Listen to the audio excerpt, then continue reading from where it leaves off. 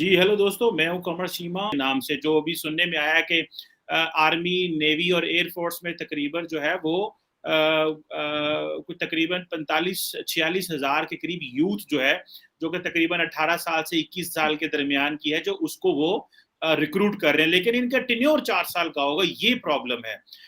तो इसमें ये जानना चाहता हूँ, और भी बहुत सारी डिटेल्स हैं, लेकिन मैंने देखा कि इंडिया के अंदर बहुत सारे जो वेटरन्स हैं वो इसके खिलाफ बात कर रहे हैं, कुछ लोग इसके हक में बात कर रहे हैं। तो आप क्या समझते हैं इसको, ये क्यों करके इसके बारे में ये क्यों करके मोदी साहब को ये करना पड़ा? क्योंकि ये भी कहा जा रहा है कि ये जॉब्स क्रिएट करेगा और इस तरह की चीजें भी होंगी, लेकिन एट द सेम टाइम बहुत सारे लोगों को बेरोजगार भी हो जाएंगे 4 साल बाद। तो आप क्या समझते हैं, ये लॉजिक क्या है? और आप क्योंकि फौजी अग्निपथ की, जिसमें जो पार्ट लेंगे उनको अग्निवीर कहा जाएगा। पहली बात तो मैं ये बता दूं कि पूरी हमारी arm forces, army, navy, air force मिला के तकरीबन 15 लाख की हैं। 1.5 मिलियन 15 लाख की हैं। तो उसमें अगर हम ये कहते हैं कि 40-45 हजार भी आ रहे हैं, जितने भी आ रहे हैं, तो उसमें कितने वो क्या परसेंटेज है? तो उनका परसेंटेज एक्चुअली, चीमा साहब, इज वेरी वेरी लो। पहली चीज तो ये है, it's a very small fraction of the army. अगर आप सिर्फ नेवी और एयरफोर्स को, नावी ये है तीनों के लिए, it's for the 3 armed forces, but they are very distinct. क्योंकि 15 लाख में से आप एक तरफ 15 लाख लगा लीजिए, एक तरफ 40-45 हजार जो भी है इनके। पहली बात तो ये। दूसरी चीज ये है कि चीमा साहब, इसके जो फायदे समझे जा रहे हैं, मैं फायदे नुकसान दोनों आपको बताता हूँ। जो मैंने सुना है, जो हमारे सीनियर्स हैं, वेटरन्स हैं, जो बोल रहे हैं, मैं वो बताता हूँ आपको। फायदे ये हैं कि youthful profile, I think average age 31-32 की है, वो लेट 20s में चली जाएगी, मिड टू लेट 20s में चली जाएगी एवरेज एज। दूसरी चीज ये है कि इसमें ये भी होगा चीमा साहब आगे चल के कि वो जो यूथ आएगा ना, जैसे आपने हम लोग बात कर रहे थे रिकॉर्डिंग से पहले की, या रिकॉर्डिंग के दौरान ही आपने बोला था कि फौज एक ऐसी चीज बना देती है जिससे कि बंदे का जो है ना, उसका डीएनए चेंज हो जाता है। ठीक है, मैं आपको ऑन रिकॉर्ड, मैं बहुत बड़ा नालायक था चीमा साहब। अब आप बोलेंगे आज कौन से लायक हो गए, लेकिन जो भी थोड़ा बहुत लायक हुआ हूं चीमा साहब, वो फौज की वजह से है। सो हम तो बिल्कुल लाइफ में we were totally without compass, without direction. हम तो बड़े बाप की बिगड़ी औलाद थे। हमने तो कुछ जिंदगी में करा नहीं था, और जिंदगी में हम नॉन अचीवर ही रहते। वो फौज आ गई, फौज ने 2-4 हाथ वाथ लगा के हमें सेट कर दिया, वरना हमारा तो बेड़ा गर्क था हमारा। तो मैं अपनी पर्सनली बात कर रहा हूँ। तीसरी चीज, यह मुझे ऐसा लगता है कि जॉब अपॉर्चुनिटीज के अलावा, दो this figure is very small, और जब बाहर जाएंगे तो इसमें से तकरीबन करीब 30 हजार लोग हर साल बाहर जाएंगे, क्योंकि 25% को वापस वो ले लेंगे। 30 हजार, तो मुझे लगता है सोसाइटी में these people will have at least some positive role to play, क्योंकि वो जो फौज का डीएनए है वो कहीं नहीं जाता। जहां तक वेटरन्स हैं जो अपोज कर रहे हैं, ये बात सच है। Majority of the veterans have opposed it, जितना थोड़ा बहुत मैंने social media, mainstream media में देखा है। And but we have to look at it from another angle. हमारा ना, हमें ये नहीं सोचना है कि वो क्या कर रहे हैं, अपोज कर रहे हैं कि सपोर्ट कर रहे हैं। मेरे लिए वो न्यूज नहीं है। मेरे लिए अच्छी न्यूज ये है कि वो क्यों कर रहे हैं ऐसा। क्योंकि कहीं ना कहीं उन लोगों ने, चीमा साहब, अपनी जिंदगी फौज को दे दी है। ये जितने भी हमारे सीनियर्स हैं, जिन्होंने 30-40 साल नौकरी करी, 45 साल नौकरी करी, उन्होंने अपनी जिंदगी भारतीय सेना को दे दी। तो कुछ भी चेंज होता है ना, जो उनको ऐसा लगता है विद देयर एक्सपीरियंस कि maybe this will be good, maybe not good, so जाहिर सी बात है वो लोग इनको अपोज करेंगे, अपनी राय रखेंगे। एंड दिस कम्स, मुझे बड़ा सेटिस्फैक्शन इस चीज से मिलता है। इसलिए नहीं कि कोई सपोर्ट कर रहा है कि अपोज कर रहा है, वो मेरे लिए इंपॉर्टेंट नहीं। मेरे लिए इंपॉर्टेंट है कि फौज छोड़ने के इतने साल बाद भी लोग इतनी मोहब्बत करते हैं उस ऑर्गेनाइजेशन से जिन्होंने सब कुछ दिया है। चाहे वो सपोर्ट कर रहा हो अग्निपथ को, चाहे वो अपोज कर रहा हो, कोई भी वेटरन कुछ कर रहा हो, लेकिन वो वेटरन क्यों कर रहा है, उसकी नीयत क्या है। हम कहते हैं ना, हम लोग इंडिया में कहते हैं कि जो काम भी करो उसके पीछे पहले नीयत देखते हैं कि इसकी नीयत क्या है बंदे की।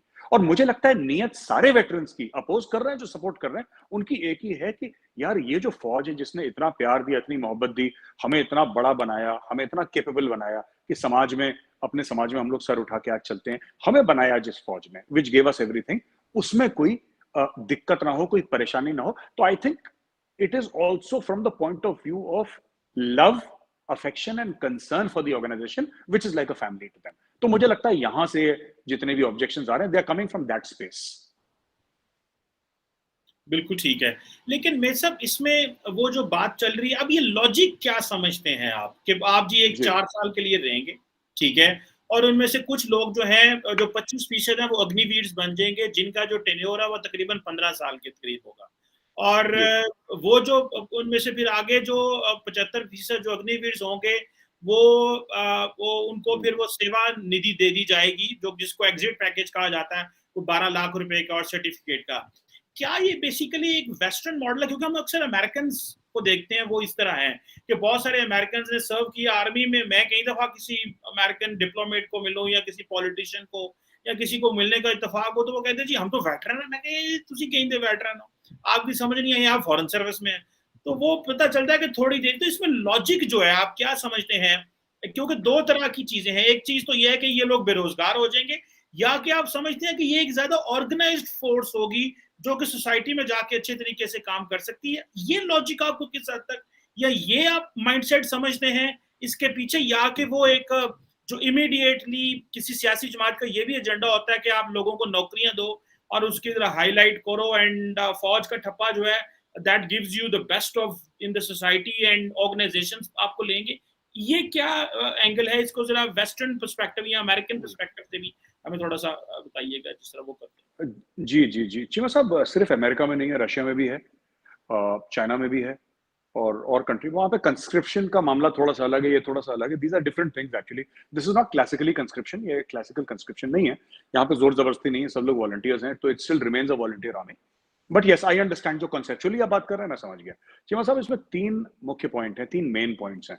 नंबर वन, मुझे ऐसा लगता है कि इसके पीछे जो लॉजिक है वो ये भी है, जैसे यूथफुल प्रोफाइल हमने बोली फौज की। दूसरी ये है कि बाकी लोगों ने अनाउंस कर दिया, जैसे उत्तराखंड ने भी अनाउंस कर दिया है कि they will get preference in selection in the police. अब आप सुनेंगे एक दो महीने में जो हमारी पैरामिलिट्री फोर्सेस हैं, actually CPO, central police organisation, CAPF भी बोलते हैं, उसमें जैसे सीआरपीएफ, बीएसएफ, आपने नाम सुना होगा, आईटीबीपी है, एसएसबी है, सीआईएसएफ है, वहां पे भी इनका एक अब्जॉर्प्शन होने की बात चल रही है। ये चीज है। तीसरी चीज है, मुझे ऐसा लगता है कि यस दे विल प्ले। देखिए, बेरोजगारी की ऐसी प्रॉब्लम नहीं है। मैं आपको बताता हूँ, मैंने 5.5 साल नौकरी करी फौज में, ठीक है ना। 5.5 साल मैंने आई सर्व।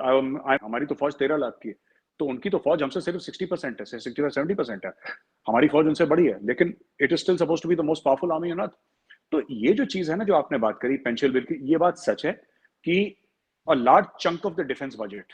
और एक्चुअली क्या होता है कि जैसे मैंने पाकिस्तान के बारे में सुना है कि जैसे आपका जो पेंशन का बिल है, that is not part of the defence budget. I could be wrong, हो सकता है मुझे इन्फॉर्मेशन गलत दी गई है, लेकिन मैंने ऐसा सुना है लोगों से, तो इसलिए मैं सुनी सुनाई बात बता रहा हूँ मुशर्रफ कि दौर में उन्होंने अलहदा कर लिया था, लेकिन आई थिंक बाद में इसको कर लिया गया, if I am not wrong. जी जी।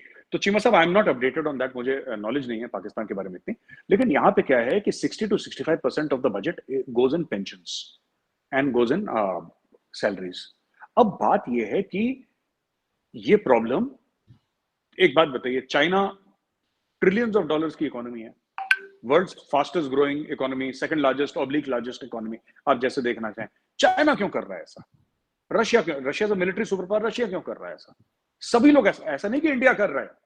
ठीक है, कहीं कंस्क्रिप्शन है, कहीं जबरदस्ती है, कहीं पे वॉलंटियर है। जैसे अमेरिका में वियतनाम के समय कंस्क्रिप्शन हुआ करता था, लेकिन अब वॉलंटरी, अब कंस्क्रिप्शन नहीं है अमेरिका में। लेकिन fact of the matter is कि every country, it is not just about your budget की जी आपके पास पैसा है कि नहीं है। हर एक मुल्क जिसके पास पानी जैसा पैसा है, वो भी ये कर रहे हैं, बिकॉज दे रियलाइज। देखिए, बात यह है कि आपकी जो ह्यूमन रिसोर्स पॉलिसी है ना, ये हमारी एक किस्म की चलती चली आ रही है जब से 1857 के बाद ना वो ईस्ट इंडिया कंपनी गई थी, और फिर वो प्रॉपर एक ब्रिटिश इंडियन आर्मी बनी थी। पहले तो कंपनी बहादुर की फौज थी, फिर East India Company. So there is a continuation of almost 250 years in the Indian army. Likewise for the Pakistan army, likewise for the Pakistan army, same है। इसमें बेसिकली क्या है चीमा साहब कि यंग ब्लड, क्विक टर्नओवर, कम स्टैग्नेशन होगा, कम स्टैग्नेशन होगा। The best of the best जो इसमें रहेंगे, they will get pushed up into the system. 15 साल का जो आपने बताया था, बिकॉज जवान का जो वो है, his pensionable service is 15 years.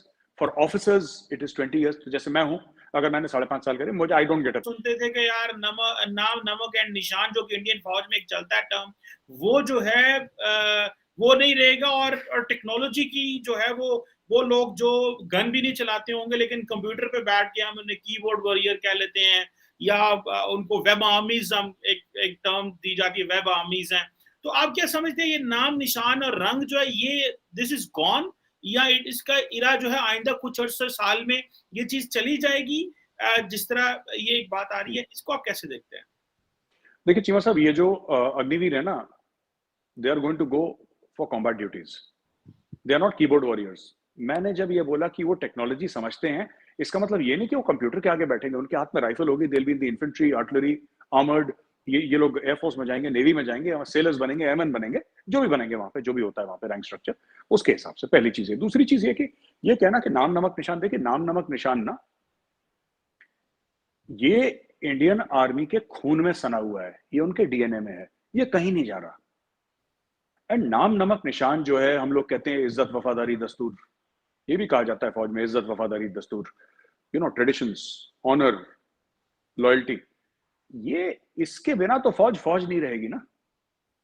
इसके बिना इंडियन आर्मी, देखिए इंडियन आर्मी, वो इंडियन आर्मी, नेवी, एयरफोर्स, मैं, मेरे नेवी और एयरफोर्स वाले दोस्त बड़े गुस्सा हो जाते हैं, क्या तू आर्मी आर्मी करता रहता है यार। मैं मेरी थोड़ी सी आदत है आर्मी बोलने की, लेकिन I mean army, navy and air force. Without our ethos, you know, we are not powerful because हमारे पास ये हथियार हैं, S-400 है और ये वेपन, नहीं नहीं, ये नहीं, ये तो हार्ड पावर हो गया। बट लड़ाई जो होती है ना, लड़ाई मोरालिटी से होती है, लड़ाई अपने ट्रेडिशंस और इथॉस से होती है। Without its traditions and ethos, there is no Indian army. फिर वो सिर्फ एक खोखला सा स्ट्रक्चर है। इंडियन आर्मी का मतलब ही ट्रेडिशंस और इथॉस है, हमारा डीएनए ही वही है। हथियार आएंगे जाएंगे, मुझ जैसे लाखों बंदे आए, लाखों बंदे चले गए, जिनका नाम कोई याद नहीं रखता, नाम नमक निशान वहीं पे खड़ा हुआ है। लेकिन मैं एक छोटा सा एग्जांपल देता हूं जो इस चीज को पॉइंट आउट कर रहे हैं, और वो जो पॉइंट आउट कर रहे हैं, again all respect to them, मेरे सीनियर्स हैं वो। लेकिन मैं ये कहना चाहता हूं ना चीमा साहब की, हम लोग कहते हैं कि 4-5 साल में बंदे को क्या समझ में आएगा, है ना, वो नाम नमक निशान। How old was Captain Vikram Batra? Captain Vikram Batra, Paramvir Chakra, Kargil की लड़ाई, उनकी क्या उम्र थी? How old was Lieutenant Manoj Pandey? क्या उम्र थी उनकी? राइफलमैन संजय कुमार, परमवीर चक्र, कारगिल, उनकी कितनी उम्र थी? ग्रेनेडियर योगेंद्र सिंह यादव, क्या उम्र थी उनकी? ये जितने भी आप परमवीर चक्र देख रहे हैं, जितने भी, उसमें से हैं कुछ जिनको 30s में मिला, ऐसी बात नहीं है, लेकिन उसमें से ज्यादातर ऐसे हैं जो अर्ली 20s में थे, कुछ तो अपने टीन्स में थे, कुछ तो अपने टीन्स में थे। अब एक बात बताइए, जो काम चीमा साहब, जो काम कर दिया ग्रेनेडियर योगेंद्र सिंह यादव जी ने, ठीक है, जो उन्होंने काम कर दिया,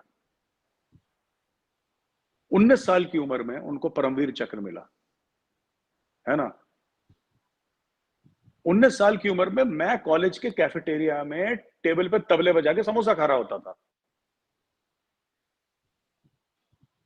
मैं, अरे आप, you come to think of it, ऐसा नहीं है। ये जो नाम नमक निशान की आपने बात करी, बड़ी, I am very happy Cheema साहब कि आपने ये बात, देखिए नाम नमक निशान जो चीज है ना, this is intrinsic to the Indian army. ये फौज से नहीं निकल सकती, इसके बिना फौज कुछ नहीं है। We are about honour, loyalty, traditions, courage, strength, faith. ये कोई भी फौज हो, इंडियन आर्मी नहीं, कोई भी फौज हो, आप उससे निकाल दोगे, वो खत्म हो जाएगी फौज, दैट्स इट।